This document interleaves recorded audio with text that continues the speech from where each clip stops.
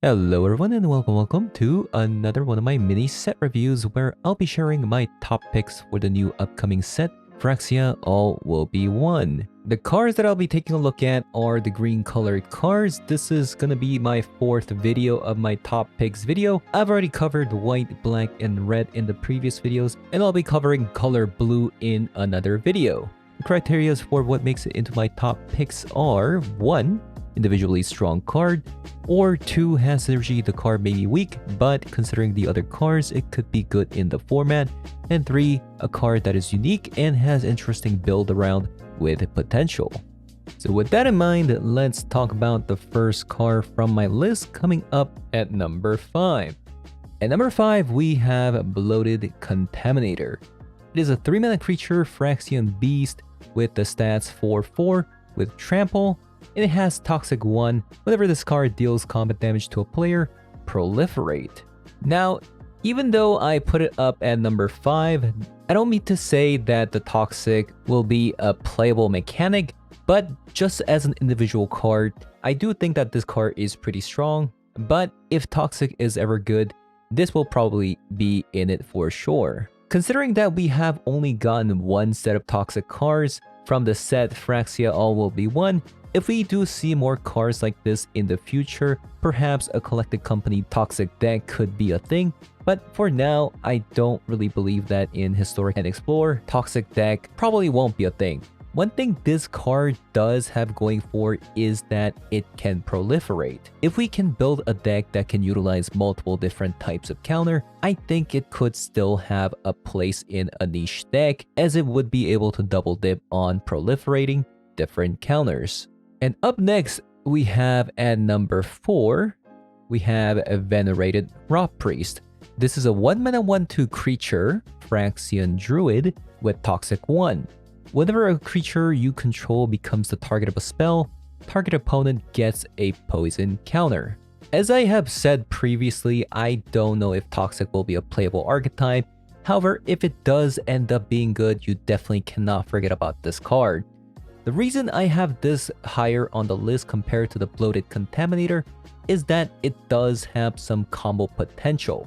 Since this card says that whenever a creature you control becomes a target of a spell, meaning it can even be a spell of your own.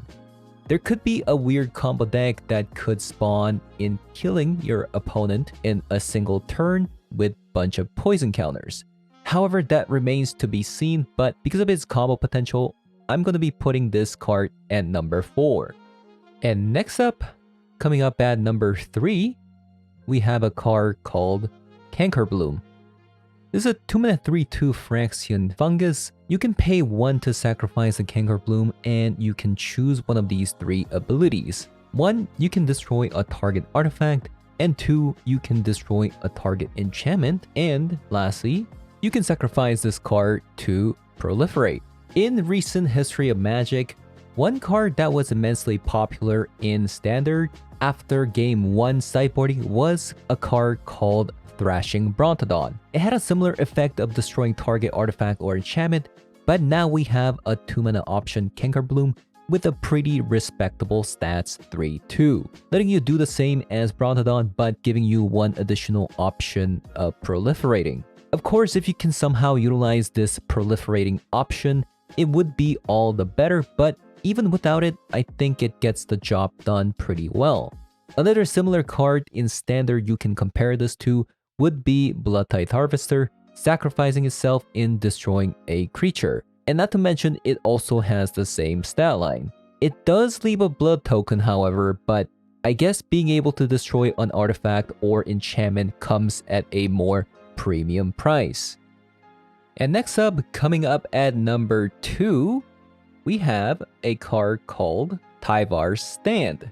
This is a 1-mana instant speed card where you can pay X as its cost. Target creature you control gets +X/+X and gains hexproof and indestructible until the end of the turn. If you've ever played against a green stompy deck in recent history of Magic, you might have come across a card called Primal Might, and you probably have won or lost against this card out of nowhere, letting its creature grow with Primal Might in dealing lethal damage. Although this is not a fight spell like the Primal Might, this is going to be a similar card in sneaking a win due to the nature of being an instant speed spell where you can pay X in growing your creature in dealing lethal damage. So the reason why I like this card is that it brings versatility. Depending on the situations, you can be on the offense with this card, or you can use this card as a protection spell in protecting your creature with hexproof and indestructible. If Mono Green Stompy ever makes a return in Historic or Explore, it wouldn't be surprised to see this card being played even as a main deck card. And finally, coming up at number 1, we have a card called Armor Scrapgorger. This is a 2-mana 0/3 Phyrexian Beast. This card gets +3/+0 as long as it has 3 or more oil counters on it, and you can also tap this card to add 1 mana of any color. Whenever this card becomes tapped, exile target card from a graveyard and put an oil counter on itself. So to evaluate a card like this, you do have to compare this to a card called Unlicensed Hers. They're both 2-mana card that does similar thing in exiling a card from graveyard. However, why I think this card is amazing is that this is a main deckable card, in which case it is just a 2-mana mana dork. You put it into a deck such as Mono Green Devotion, for example. Especially in best of 1, being able to play something like this is immensely helpful versus decks such as Greasefang, for example, especially if you're playing Explore. But even if you're playing Historic, there are even more graveyard decks to host, so I believe this to be a pretty stellar card to run in a deck that wants to ramp. One thing to note about this card is that it says when it becomes tapped, exile target card and put oil counters on itself. So once you have 2 oil counters, you can just attack with it, gaining that 3rd oil counter, making this into a 3/3. But before we close it out, special mention to Nissa Ascended Animist. I think this card is pretty good, but considering that this is a 7-mana card and not actually a 5-mana card, it does dodge Storm the Festival, which is a vital card in Mono Green Devotion at the moment. Outside of that, I just don't see this card being played even in another ramp deck, as Nissa Who Shakes the World provides more ramping opportunities. So unfortunately, unless you're using this as means to destroy target artifacts or enchantments, even then there are probably better options out there. And that is going to be it for my top 5 green cards of the set. I had a really hard time this time picking out cards for top 5.